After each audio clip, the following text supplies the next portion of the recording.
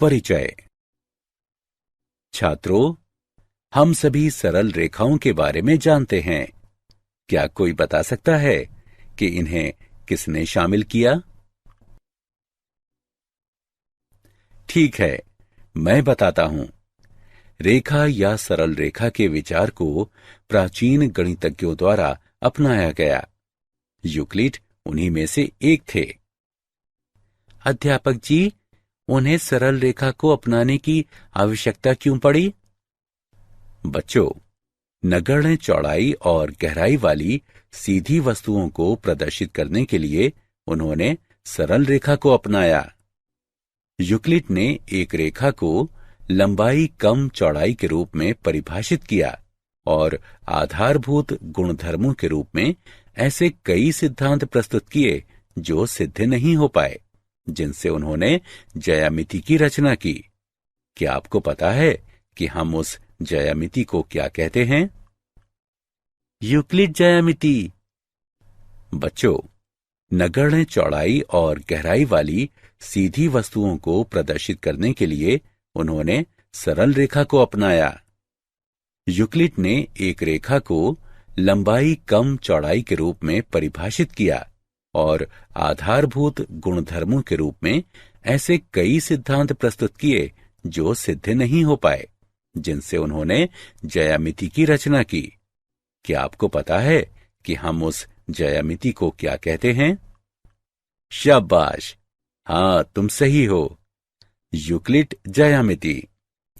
लेकिन आधुनिक गणित में रेखा की अवधारणा का उस तरीके से गहराई से संबंध है जिसके अनुसार ज्यामिति की व्याख्या की जाती है। उदाहरण के लिए, वैश्लेषिक ज्यामिति में तल में एक रेखा को प्रायः उन बिंदुओं के समूह के रूप में परिभाषित किया जाता है जिसके निर्देशांक दिए गए रैखिक समीकरण को संतुष्ट करते हैं। लेकिन आपतन ज्यामिति में एक रेखा स्वतंत्र वस्तु हो सकती है जो उन बिंदुओं के समूह से अलग होती है जो इस पर स्थित होते हैं। आइए सरल रेखाओं के बारे में और जानें।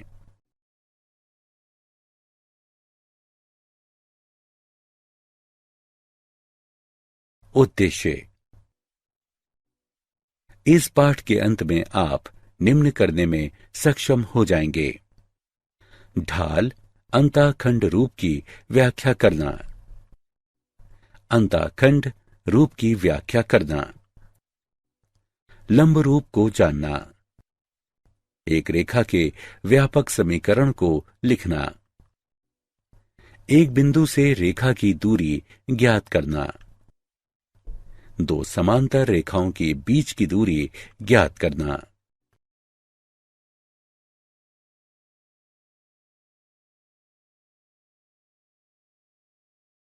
ढाल अंतःखंड रूप।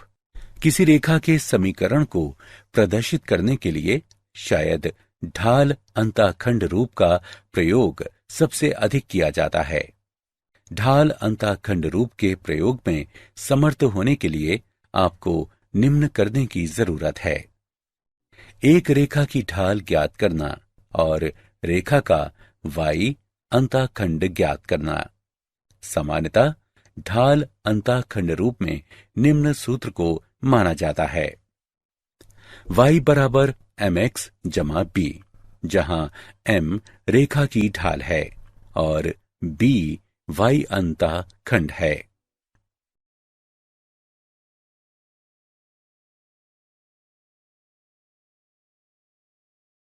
ढाल अंतःखंड रूप का उदाहरण। उस रेखा का समीकरण ज्ञात करें जो y अक्ष को मूल बिंदु से ऊपर 2 इकाई की दूरी पर काटती है और x अक्ष की धन दिशा के साथ 30 डिग्री का कोण बनाती है। हल। ज्ञात है कि यदि हम m ढाल वाली कोई रेखा y अंतःखंड बनाती सी है तो रेखा के समीकरण को y बराबर mx जमा c के रूप में व्यक्त किया जाता है। यहां c बराबर 2 और m बराबर tan 30 डिग्री, जो कि 1/वर्गमूल 3 के बराबर है, इस प्रकार दी गई रेखा का अभीष्ट समीकरण है y बराबर x बटे वर्गमूल 3 जमा 2। इसे हल किया जा सकता है x घटा वर्गमूल 3y जमा 2 वर्गमूल 3 बराबर 0।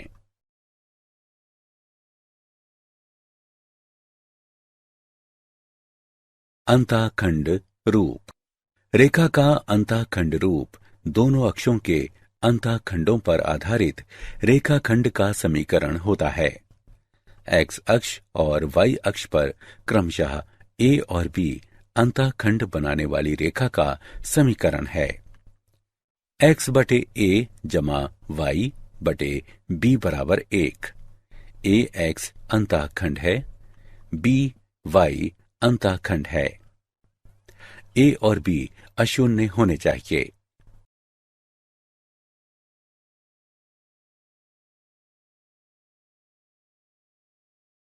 लंब रूप। किसी रेखा के समीकरण को निर्धारित करने की विधियां सामान्यतः रेखा पर एक बिंदु या बिंदुओं के बारे में किसी जानकारी पर निर्भर करती हैं। लंब रूप एक ऐसी विधि है जिसमें रेखा के किसी भी बिंदु के बारे में पहले से जानकारी की जरूरत नहीं होती है। रेखा के बारे में इसकी मूल बिंदु से दूरी तथा लंब और एक्स अक्ष के बीच का कोण ज्ञात होता है, जहां कोण को एक्स अक्ष की धन दिशा से वामावर्त मापा जाता है। एक सरल रेखा के समीकरण का लंब रूप है एक्स कॉस अल्फा जमा वाई साइन अल्फा घटा पी बराबर 0, जहां अल्फा एक्स अक्ष से रेखा पर मूल बिंदु से लंब के बीच का कोण है तथा पी लंब की लंबाई है।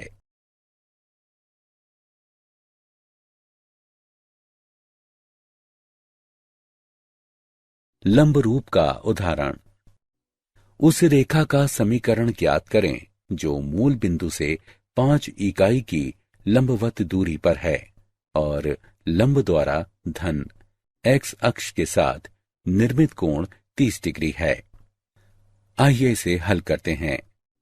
यदि P मूल बिंदु से रेखा पर डाले गए लंब की लंबाई है तथा ओमेगा लंब द्वारा एक्स अक्ष की धन दिशा के साथ निर्मित कोण है, तो रेखा के समीकरण को इस प्रकार व्यक्त करते हैं एक्स कॉस ओमेगा जमा वाई साइन ओमेगा बराबर P। यहां P बराबर 5 इकाई और ओमेगा बराबर 30 डिग्री। इस प्रकार दी गई रेखा का अभीष्ट समीकरण है एक्स कॉस 30 डिग्री जमा वाई साइन 30 डिग्री बराबर 5। इसे हल किया जा सकता है एक्स वर्गमूल 3 जमा वाई बराबर 10।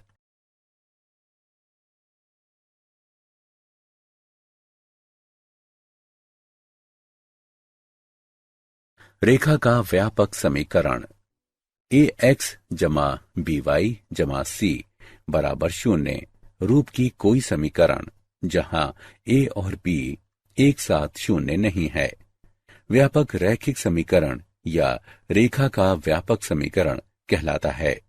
व्यापक समीकरण के विविध रूप। ढाल अंतःखंड रूप। यदि बी 0 के बराबर नहीं है तो ए एक्स जमा बी वाई जमा सी बराबर 0 को इस प्रकार लिखा जा सकता है y बराबर घटा ए एक्स बटे बी घटा सी बटे बी, या y बराबर एम एक्स जमा स्मॉल सी, जहां m बराबर घटा ए बटे बी, स्मॉल सी बराबर घटे सी बटे बी, y अंतःखंड है।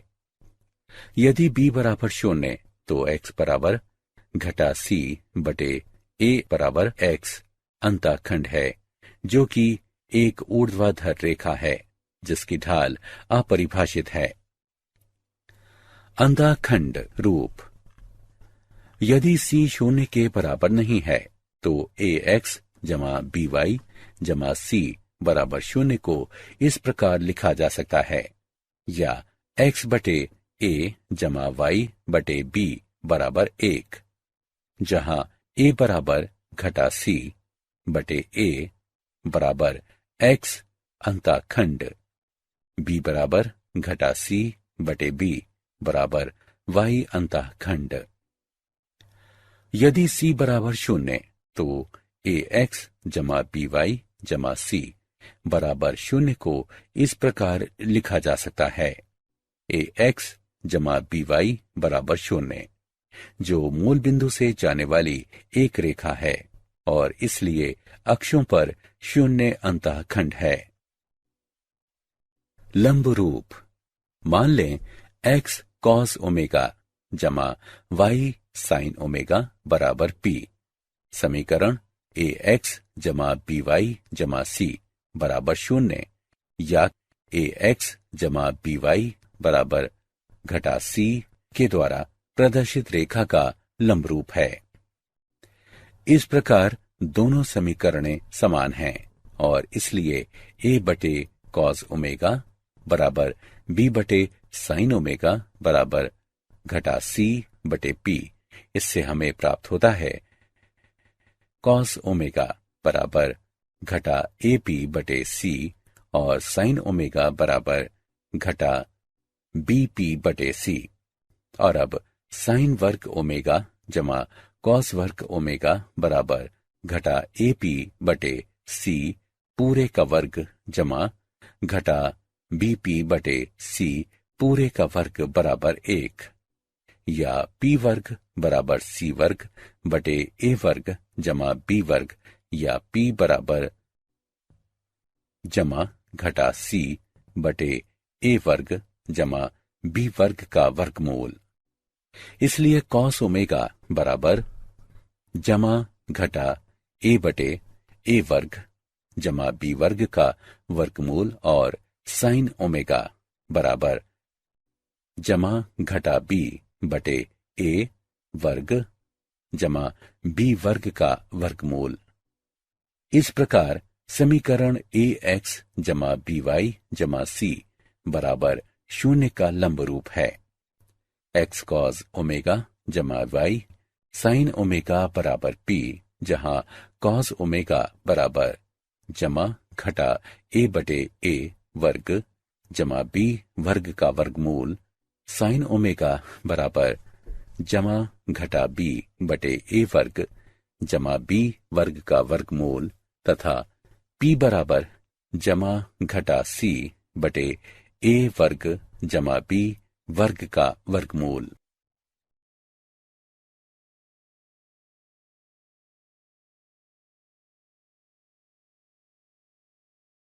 रेखा के व्यापक समीकरण का उदाहरण 3x घटा 4y जमा 5 बराबर 0 को सभी रूपों में व्यक्त करें। हल, ढाल अंतःखंड रूप y बराबर 3 बटे 4x जमा 5 बटे 4, जहां m बराबर ढाल बराबर 3 बटे 4, c बराबर 5 बटे 4 अर्थात y अंतःखंड। अंतःखंड रूप 3x घटा 4y बराबर घटा 5, 3x बटे घटा 5 जमा 4y बटे 5 बराबर 1, x बटे घटा 5 बटे 3 जमा y बटे 5 बटे 4 बराबर 1 अंतःखंड रूप। x अंतःखंड बराबर घटा 5 बटे 3, y अंतःखंड बराबर 5 बटे 4।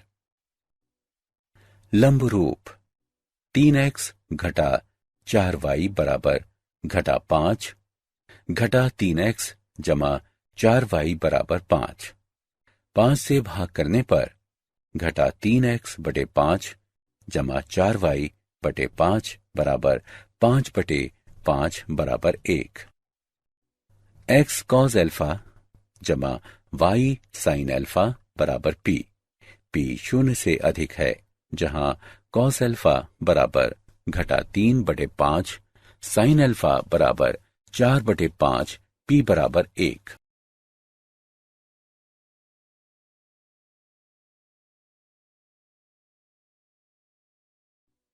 रेखा 3x घटा 4y जमा 2 बराबर 0 के समांतर और बिंदु घटा 2 3 से जाने वाली रेखा का समीकरण ज्ञात करें। हल।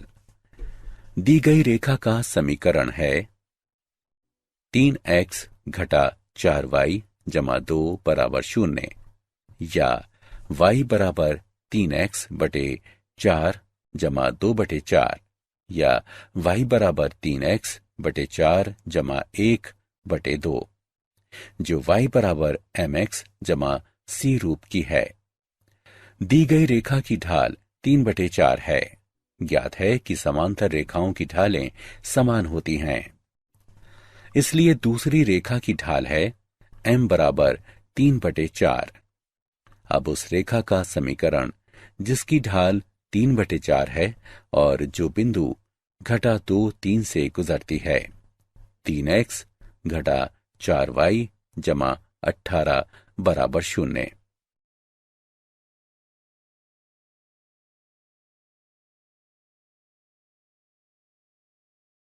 एक बिंदु की रेखा से दूरी। एक बिंदु की रेखा से दूरी बिंदु से रेखा पर डाले गए लंब की लंबाई होती है।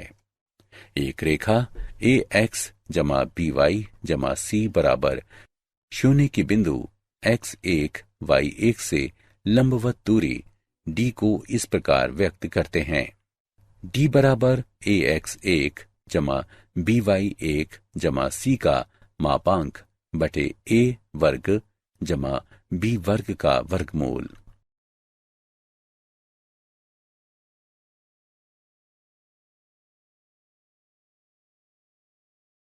उदाहरण, बिंदु 3 घटा 5 की रेखा 3x घटा 4y घटा 26 बराबर 0 से दूरी ज्ञात करें। हल। दी गई रेखा है 3x घटा 4y घटा 26 बराबर 0। इसे 1 नाम दें।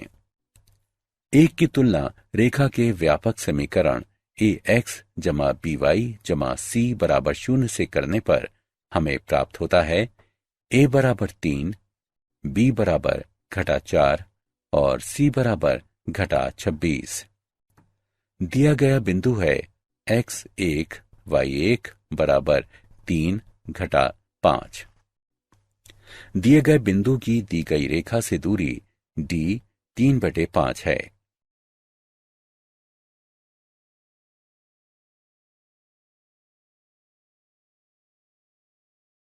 दो समांतर रेखाओं के बीच की दूरी। दो समांतर रेखाओं y बराबर mx जमा c1 और y बराबर mx जमा c2 के बीच की दूरी को इस प्रकार व्यक्त करते हैं। d बराबर c1 घटा c2 का मापांक बटे 1 जमा m वर्ग का वर्गमूल। यदि रेखाएं व्यापक रूप में हों, अर्थात ax जमा by जमा c1 बराबर 0 और ax जमा by जमा c2 बराबर 0, तो उनके बीच की दूरी है d बराबर c1 घटा c2 का मापांक बटे a वर्ग जमा b वर्ग का वर्गमूल। उदाहरण, समांतर रेखाओं 3x घटा 4y जमा 7 बराबर 0 और 3x घटा 4y जमा 5 बराबर 0 के बीच की दूरी ज्ञात करें।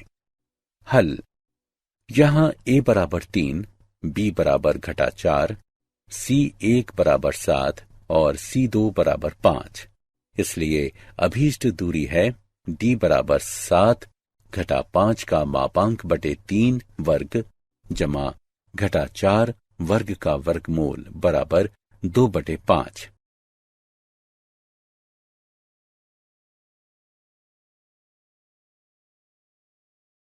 क्या आप जानते हैं, दो रेखाओं का प्रतिच्छेद बिंदु मान लें दो रेखाओं के समीकरण हैं a1 x जमा b1 y जमा c1 बराबर 0।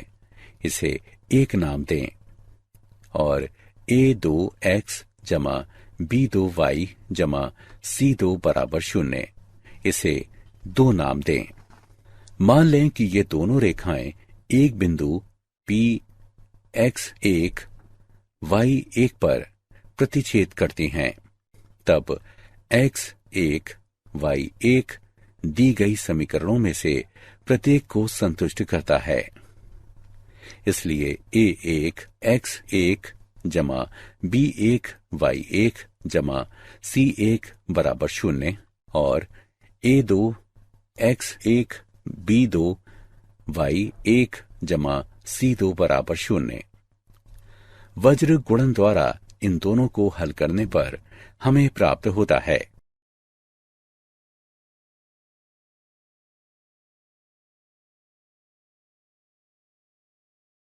यहां 1 और 2 के प्रतिच्छेद बिंदु के निर्देशांक हैं। सारांश। आइए हमने जो कुछ सीखा है उसे संक्षेप में दोहराएं। एम ढाल वाली रेखा पर बिंदु x, y और y अंतःखंड C रेखा पर स्थित होते हैं। यदि और केवल यदि y बराबर mx जमा c हो। यदि m ढाल वाली एक रेखा x अंतःखंड D बनाती है तो रेखा का समीकरण y बराबर m गुणा x घटा d होता है। x और y अक्ष पर क्रमशः a और b अंतःखंड बनाने वाली एक रेखा का समीकरण x बटे a जमा y बटे b बराबर 1 होता है। मूल बिंदु से लंब दूरी p तथा लंब और धन x अक्ष के बीच ओमेगा कोण वाली रेखा के समीकरण को x cos ओमेगा जमा y sin ओमेगा बराबर p द्वारा व्यक्त किया जाता है। ax जमा by जमा c बराबर 0 रूप का कोई समीकरण जिसमें a और b एक साथ 0 न हो व्यापक रैखिक समीकरण या एक रेखा का व्यापक समीकरण कहलाता है।